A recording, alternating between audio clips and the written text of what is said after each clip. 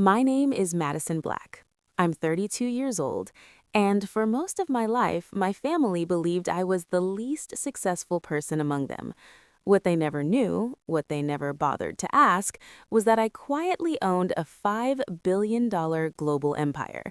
They looked down on me. They mocked my choices. They treated me like I was disposable. So when they finally crossed a line that couldn't be uncrossed, I let them pay for it.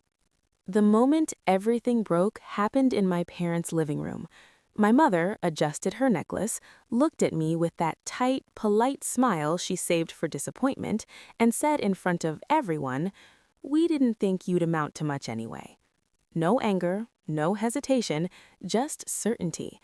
My brother smirked, my sister-in-law looked relieved, like someone had finally said what she'd been thinking for years. My father stared at the floor, silent, his usual way of agreeing without taking responsibility. And there I was, standing in the same house where I learned how to be invisible.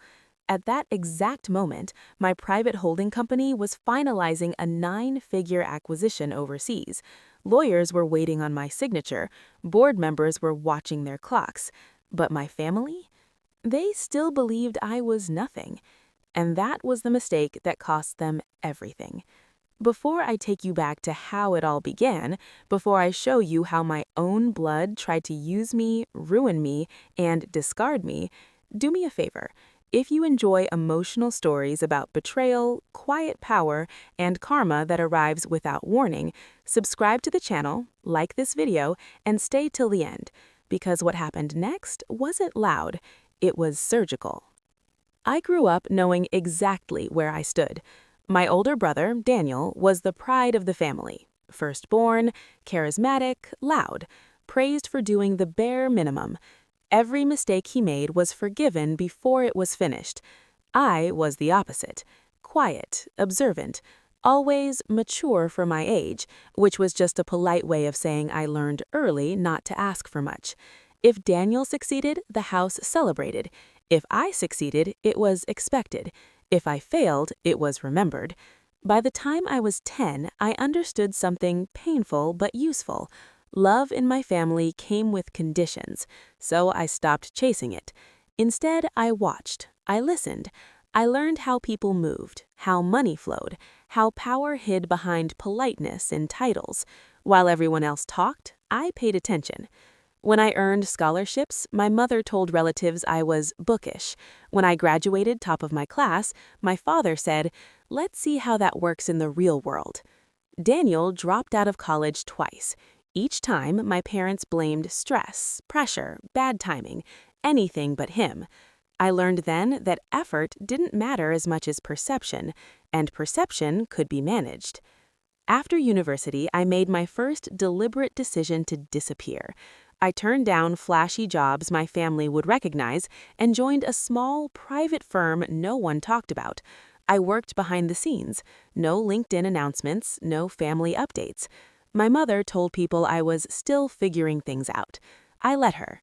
By my late 20s, I had built something invisible but powerful. Companies layered inside other companies, silent partnerships, assets that didn't carry my name but answered to my signature. I wasn't hiding, I was protecting my peace. And still, no matter how far I went, my family saw me exactly the way they always had, as expendable. Which is why when Daniel's life started collapsing, they remembered I existed. The phone call came from my mother. "Madison," she said, suddenly gentle, "we need you." Daniel's business was failing. Bad decisions, worse debts, investors knocking, lawsuits whispering. They didn't ask for advice, they asked for sacrifice. Weeks later, my father slid papers across the table, loan guarantees, personal exposure, my name at the bottom. "It's temporary. You don't have much to lose."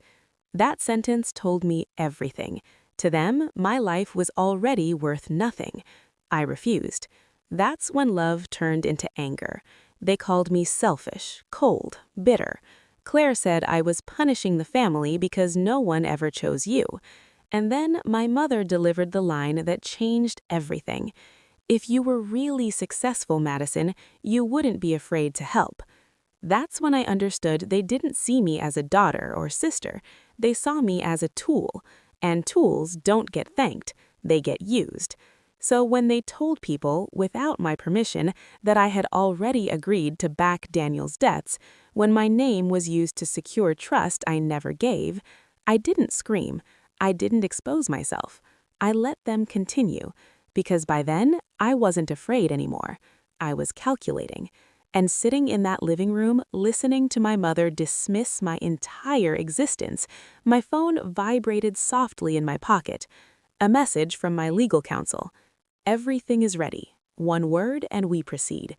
I looked at my family, so confident, so dismissive, so unaware, and I smiled, because they were about to learn a truth that would dismantle everything they thought they owned.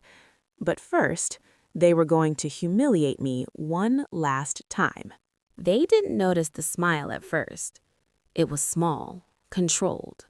The kind you learn to master when you've spent your whole life swallowing words that would have set rooms on fire. My mother kept talking. "You know, Madison," she said, folding her arms, "some people are just meant to support others. Not everyone is born to lead." Daniel leaned back on the couch like he owned the air. Claire crossed her legs slowly, enjoying the moment a little too much. Even my father finally looked up, only to give me that tired expression that said, "Just agree so this can be over." They thought this conversation was ending with me apologizing. They thought I was about to beg for relevance. What they didn't know was that every word they spoke was being recorded, legally, deliberately, by the device in my bag. My attorney had insisted. "Let them talk," she'd said. "People always confess when they feel superior." I took a breath. "I understand," I said quietly. That surprised them. My mother blinked. "You do?" "Yes," I nodded. "I understand exactly how you see me." Daniel laughed. "See, this is why I keep saying Madison's not difficult. She just knows her place." That word, place. Something inside me settled, not shattered, not burned, just settled, cold, clear. "Then you won't mind," Claire added, her voice sweet like poison, "signing the paperwork tomorrow. The bank needs reassurance. Your family." There it was, the real reason for tonight. The humiliation wasn't accidental, it was strategy. They believed if they broke me down enough, I'd cave. I stood up. "I won't be signing anything," I said. The room stiffened. Daniel's smile vanished. "What?" "I said I won't be signing." I picked up my coat slowly. "And I think it's best if I leave." My mother stood too. "Don't be dramatic, Madison. Sit down." "No." My father frowned. "This isn't the time for your independence phase." That almost made me laugh. "I've already made arrangements," I said calmly. "Arrangements for what?" Daniel snapped. I turned to him then, really looked at my brother, the man they'd handed everything to, the man drowning in debt he didn't understand, the man who believed confidence could replace competence. "For my own protection." Claire scoffed. "From us? Please, you're not that important." I paused at the door, and for a moment, just a moment, I considered telling them the truth, who I really was, what I really owned, how small their world actually was. But revelation too early ruins the lesson, so I smiled again. "Good night," I said. By the time I got into my car, my phone was already lighting up. Missed calls, messages, Daniel first, then my mother. I ignored them all and called my attorney instead. "They pushed harder than expected," I said. She exhaled. "Good. That means they're desperate." "I want to proceed," I said. "Phase 1. There was a pause on the line. "Once we start," she said carefully, "there's no undoing this. Your family will know someone intervened. They may not know it's you, but things will unravel fast." "I know," I said. "Are you ready for that?" I looked at the house in my rearview mirror, the windows glowing warm, familiar, hollow. I've been ready my whole life. Phase 1 was quiet. No confrontations, no threats, just precision. The next morning, Daniel's primary lender backed out, politely, professionally, citing new risk assessments. By noon, 2 silent partners withdrew their support. By evening, an audit was announced. Panic spread quickly when money stopped pretending. Daniel called me at midnight. "Did you do something?" he demanded. I yawned softly. "Do what?" "Everything's falling apart." "I'm sorry to hear that." There was a pause, then suspicion crept into his voice. "You said you made arrangements." "I did," I replied. "For yourself." He hung up. The next day, my mother showed up unannounced at my apartment. She looked smaller without her audience. "Madison," she said, forcing a smile, "we need to talk." I stepped aside and let her in. She walked around my space slowly, minimalistic, calm, expensive but not flashy enough to alarm her. "You know," she said, "family should support each other. This is bigger than old misunderstandings." I leaned against the counter. "Is it?" She turned. "Daniel could lose everything." I tilted my head. "That's unfortunate." Her eyes narrowed. "You're enjoying this." "No," I said honestly. "I'm observing." Her voice dropped. "People are saying someone is interfering, someone with influence." I met her gaze. "Be careful," she warned. "You don't want to be on the wrong side of powerful people." That was the moment I almost told her the truth. Instead, I said, "I've been on the wrong side of this family my entire life." She left without another word. That night, my attorney sent me a message. They're moving to sell the family house. I stared at the screen. The house, the symbol, the illusion of stability, the last thing my parents believed was untouchable. Another message followed. "Also, someone leaked your name to the board." My heart stilled. "What do you mean?" I typed. The response came seconds later. "Daniel told them you're the reason this is happening." I closed my eyes slowly. So that's how he wanted to play it. He didn't know who I was, but he was about to force my hand. And when the truth came out, it wouldn't just ruin his business, it would destroy the story my family had built about me. I opened my phone and typed one word back to my attorney: advance. Because if they wanted to drag my name into the fire, I was done hiding the match. The first thing I felt when my name surfaced wasn't fear. It was relief. Because hiding takes energy, constant calculation, constant restraint. And for the first time in my life, I didn't feel the need to protect people who had never protected me. Daniel didn't know what he'd done by mentioning my name. To him, it was a threat, a last attempt to shift blame. He assumed that if things went down, I'd panic, rush in, expose myself just enough to save him, then retreat quietly like I always had. What he didn't understand was this: once the truth starts moving, it doesn't stop where you want it to. By noon the next day, my attorney called. "They're asking questions," she said. "The board wants to know why your name keeps coming up." I stared out of my office window at the city below. Glass towers, flowing traffic, people rushing through lives they thought were predictable. "Tell me exactly what they're asking," I said.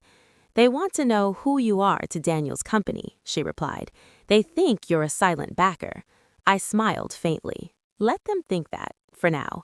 There was a pause. "Madison, once we open this door—" "I know," I interrupted gently, "but it's time." That evening, my family created a group chat. They hadn't done that in years. My mother started it. "We need to come together as a family." Classic. Daniel followed with urgency masked as concern. "Madison, this is serious. People are asking questions. If you know something, you need to speak up." Claire didn't bother pretending. "If you're behind this, you're destroying us." I watched the messages appear without responding. Because what they still didn't understand was this wasn't emotional for me anymore. It was structural. They had built their lives on assumptions about me, about money, about safety, and assumptions collapse the moment reality shows up with receipts. I typed one message: "I'll attend the meeting tomorrow." Silence followed. Then my mother replied, "Thank God." She had no idea. The meeting was scheduled at Daniel's office. Glass walls, expensive furniture bought with borrowed confidence. Everyone was there. Investors, board members, legal counsel. My parents sat stiffly in the corner like spectators at their own undoing. Daniel looked exhausted, dark circles under his eyes, tie loosened, arrogance cracking under pressure. When I walked in, conversation slowed. No one knew who I was yet, but they felt it, the shift, the way people sense gravity before they understand the source. Daniel forced a smile. "You came." "I said I would," I replied. The lead investor stood. "Miss Black, thank you for joining us. We've been hearing your name mentioned." I nodded. "I'm aware." My mother frowned. "Madison, why don't you sit next to us?" I chose a seat at the far end of the table instead. Distance matters. The investor cleared his throat. "We've been told you have influence here." Daniel jumped in quickly. "My sister has always been supportive. She's involved." I looked at him then. Involved. That was the word he used to justify dragging me into his mess. "Is that so?" the investor asked me. I folded my hands calmly. "It depends what you mean by involved." The room leaned forward. "I have no financial ties to this company. I have never agreed to back its debts, and I have never authorized my name to be used as leverage." Daniel's head snapped toward me. "Madison." "I'm not finished," I said softly. Silence.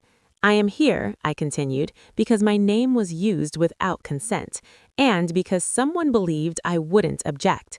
My father shifted uncomfortably. The lead investor's expression hardened. "Mr. Black," he said to Daniel, "is this true?"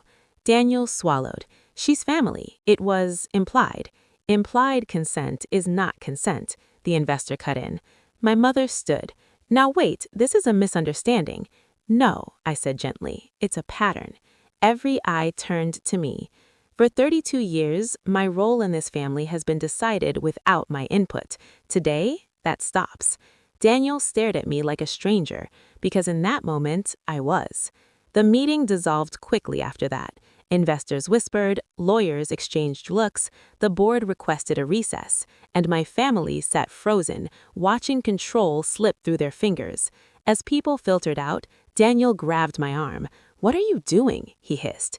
I removed his hands calmly, correcting the record. "You're humiliating us." I met his gaze. "You humiliated yourself the moment you lied." Claire stormed over. "You think this makes you powerful?" I smiled. "No, I think it makes me honest." My mother's voice trembled. "Madison, please, we can fix this quietly." I shook my head. Quiet is how this got so bad. I turned to leave, but the lead investor stopped me. "Miss Black," he said carefully, "may I ask what you do?" The room stilled. Daniel looked between us, confused, nervous. I considered my answer. This was the edge, the moments before the fall or the reveal. "I manage private assets," I said simply. The investor nodded slowly. "At what scale?" I smiled. "Larger than this." Daniel laughed nervously. "She's exaggerating." The investor didn't laugh. Instead, he said, "Because our due diligence suggests otherwise." My heart beat once, steady. "Suggests what?" my father asked. The investor looked at me. "Would you care to clarify, Miss Black?" I held his gaze, and for the first time in my life, I didn't shrink. I didn't explain. I didn't deny. I simply said, "Not yet," and walked out. Because once the truth was spoken out loud, there would be no pretending ever again. I didn't sleep that night. Not because I was anxious, but because I was alert. There's a difference. Anxiety feels like chaos. Alertness feels like alignment. Everything I'd buried, delayed, and softened for years was finally moving into the open. And once something starts moving at that scale, you don't chase it, you steer it. By morning, my phone was full. Unknown numbers, emails marked urgent, one message from my mother that simply said, "Please call me." I didn't. Instead, I drove to my office, the real one, not the modest consulting space my family thought I rented, but the upper floor suite registered under a trust, with my name nowhere on the directory. The receptionist greeted me by title. "Good morning, Miss Black. The board is waiting." I nodded and walked in. 12 people stood when I entered. Men and women who controlled capital across continents. People who never raised their voices and never needed to. The head of legal spoke first. "Your family situation has escalated." "Yes," I said calmly. "It was inevitable." "They're digging," another added. "Your brother's investors are trying to trace influence." I leaned back in my chair. "They won't succeed." "Because?" the chairwoman asked. "Because they're looking in the wrong direction," I replied. "They think power announces itself." A few smiles flickered around the table. "Phase 2?" she asked. I nodded once. "Proceed." Daniel broke first. He showed up at my apartment 3 days later, unshaven, frantic, pride bleeding through cracks he couldn't hide anymore. "You set me up," he said the moment I opened the door. I studied him quietly. "I warned you. I told you not to use my name." "You could stop this," he shouted. "One call and it all goes away." I shook my head. "That's the part you still don't understand." He stared at me. "What part?" "I'm not doing this to you," I said. "I'm stepping away from you." He laughed bitterly. "You think this ends well for you? Once they find out who you are—" "They already know," I interrupted. He froze. "What?" I met his eyes. "The people who matter already know." His voice dropped. "Then tell me." I stepped closer. "No." His face twisted. "You've always hated me." I considered that. "No," I said finally. "I just stopped protecting you." That was the moment something broke behind his eyes. "You're not family anymore," he said. I opened the door wider. "Then this should be easy for you." He left without another word. The truth came out 2 weeks later. Not through gossip, not through confrontation, through documentation. An investigative firm hired by the board released a report. Clinical, precise, devastating. My name appeared where it mattered. Founder, principal, majority owner. $5 billion in assets under management. No exaggeration, no drama, just facts.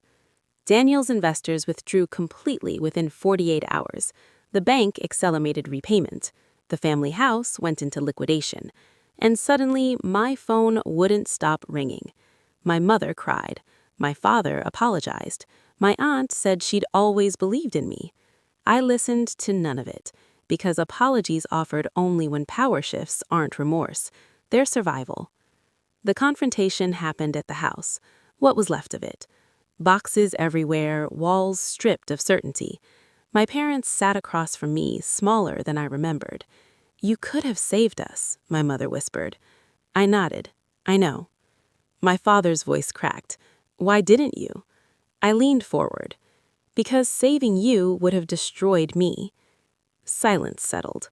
"For years, you taught me my worth was conditional, that my role was to support, not lead, to give, not decide." My mother reached for my hand. I pulled back gently. "I don't hate you," I said, "but I don't belong to you anymore." She sobbed. I stood. "I hope you find peace, but it won't be at my expense." And I left. Healing didn't come instantly. It came quietly. Therapy sessions where I learned that boundaries aren't cruelty. Mornings where I drank coffee without bracing for judgment. Decisions made without fear of being misunderstood. Power, I learned, isn't revenge. It's choice. Today, my life is calm, controlled, honest. My family knows who I am now, but they no longer get access to me. And that's the real victory. The morning after the board report leaked, I felt an odd sense of liberation. For the first time, I wasn't just Madison Black, the quiet, overlooked daughter. I was Madison Black, the woman everyone had to acknowledge, the one who had been underestimated, used, and dismissed for decades. Yet power is a strange thing. It doesn't bring peace automatically. It brings choices. And sometimes those choices are darker than you imagined. The first call came from an unexpected place. Claire, my brother's wife. "I want to talk," her voice said. trembling, not with fear but with anger thinly disguised as civility. I agreed to meet.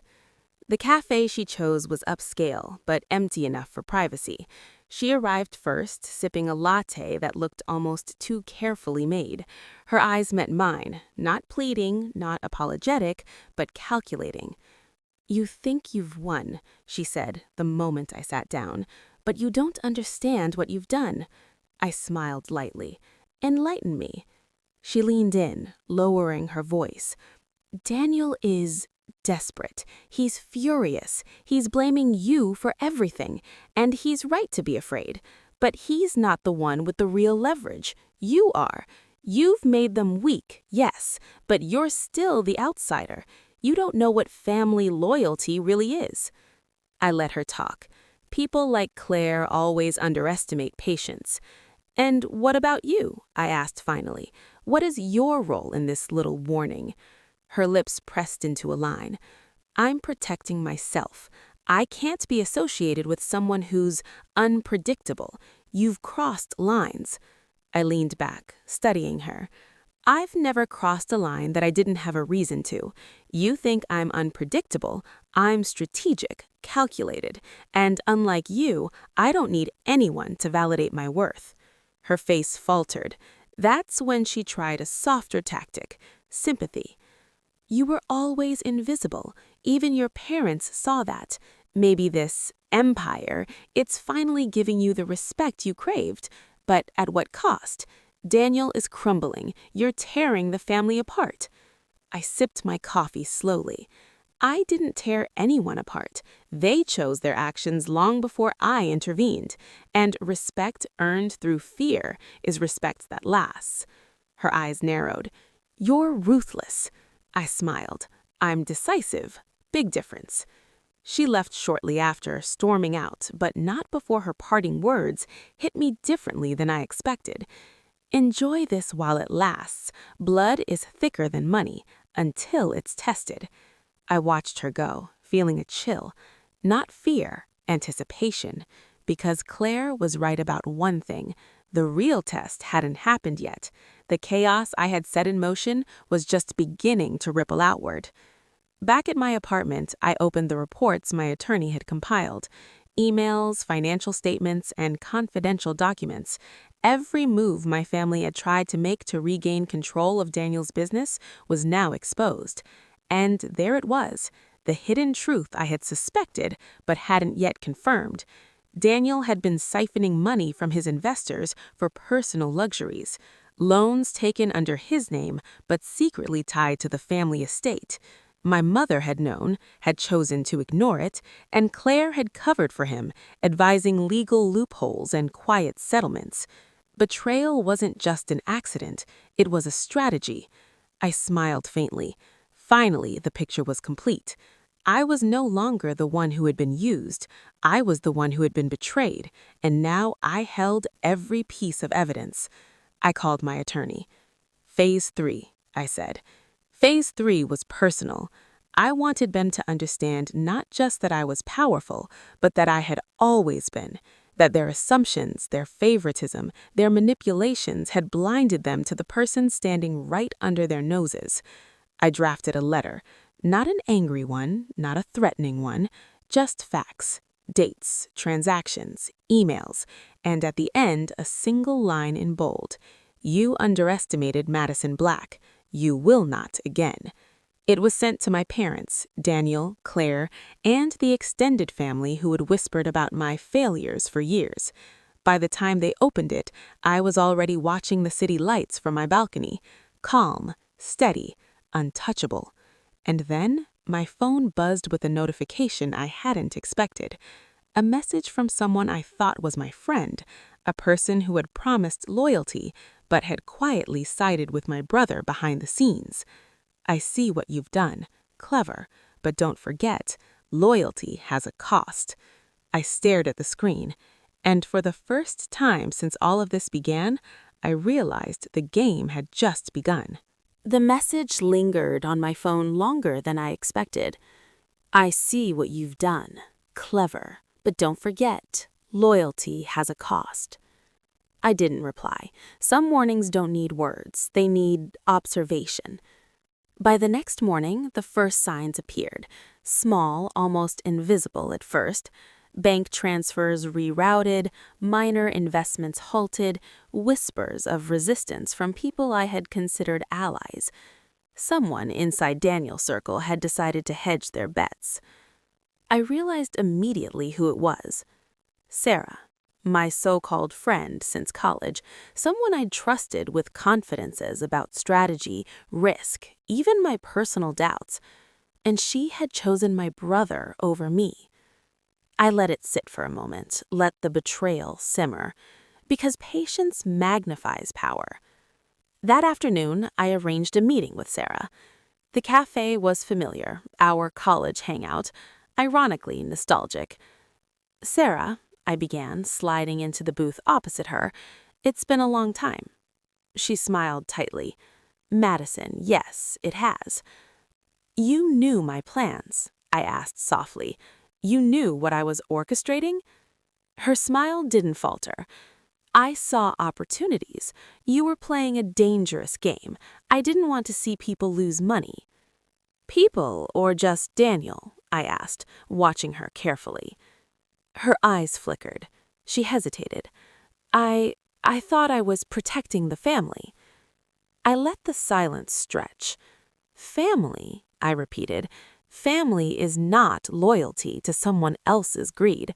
Family is respect, and respect doesn't demand sacrifice without consent." Her fingers tightened around her coffee cup. "Madison, Stop," I said, cutting her off. "This isn't about apologies. It's about consequences." She blinked. "Consequences?" I smiled, calm, almost gentle. "You've just made a choice, and choices have costs." I reached into my bag and pulled out a folder. Every email, every transaction, every small act of assistance she had given Daniel that crossed ethical boundaries was documented. "I suggest you take responsibility before this reaches people who won't consider friendship a valid excuse." Her face went pale. I didn't have to threaten. The truth did that. Meanwhile, Daniel's world was collapsing faster than I had even anticipated. By week's end, his investors were threatening lawsuits. Claire had begun quietly distancing herself from him, claiming irreconcilable differences to protect her own reputation. And my parents were scrambling for explanations, their careful facade crumbling in real time. It was exhilarating and strangely liberating, because for the first time, the person who had always been underestimated, ignored, dismissed, made to feel small, was the one dictating reality. I'd learned something powerful over the years. The people who underestimate you will often be the ones who push you to your full potential. They will force you to calculate, to wait, to act decisively. And when the moment comes, when the scales tip, their disbelief becomes your greatest weapon. The next confrontation was unavoidable. It happened at the family estate, half empty now, echoing with the remnants of privilege that had failed to protect anyone. My mother approached first, tearful, hesitant. "Madison, please, can we talk?" I shook my head. "I've spoken. I've acted. There's nothing more to discuss about the past, only about the future." Daniel followed, desperate, flustered. "Madison, this isn't fair. You're destroying everything." "Everything?" I repeated, voice steady. "I'm merely revealing what already existed. I didn't create the recklessness. I didn't authorize the deception. I only enforced accountability." Claire watched from the side, fury contained but simmering. "You think this makes you superior?" I smiled softly. "I think this makes me visible, that's all." The silence that followed was deafening. And then the ultimate twist. My father, usually stoic and removed, spoke quietly, almost ashamed. "Madison, perhaps we should have listened sooner." That one line, it hit harder than any insult or betrayal ever had. Because it wasn't just acknowledgement, it was the bitter truth I had always known. Love and respect were conditional in that house, and only when I became untouchable did it become genuine. By the end of that day, the estate was silent. Boxes packed, legal notices delivered, Daniel's empire reduced to fragments, Claire retreating to preserve her image, my parents humbled, broken in ways I had never seen before. I left the estate that evening with a quiet sense of closure. Not revenge, not gloating, just clarity. I had set boundaries, enforced them, protected myself, and most importantly, reclaimed my identity. Power, I realized, is not about proving people wrong, it's about proving yourself right. And in that truth, I finally found freedom.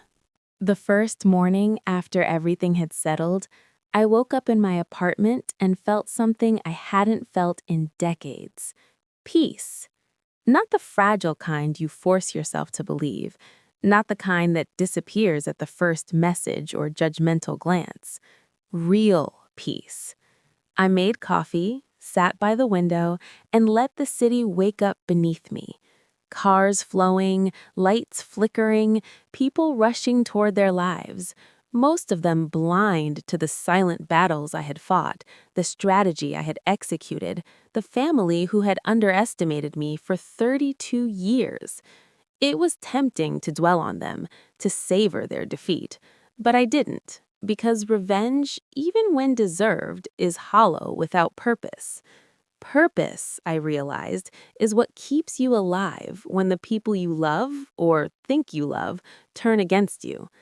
The weeks that followed were filled with restructuring. My empire wasn't just wealth, it was a network of influence, silent partnerships, and global connections I had nurtured for years. I didn't flaunt it, I didn't post about it on social media.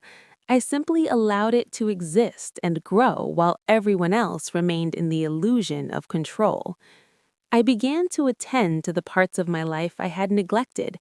Therapy, meditation, long walks through quiet neighborhoods, and even reconnecting with a few friends I had allowed to drift away because they couldn't see me. And slowly, I began to understand something profound. The family I had lost was never really lost. It had simply been defined by conditions I would no longer accept. Daniel reached out eventually, hesitant, shaky. "Madison, can we talk?" I paused.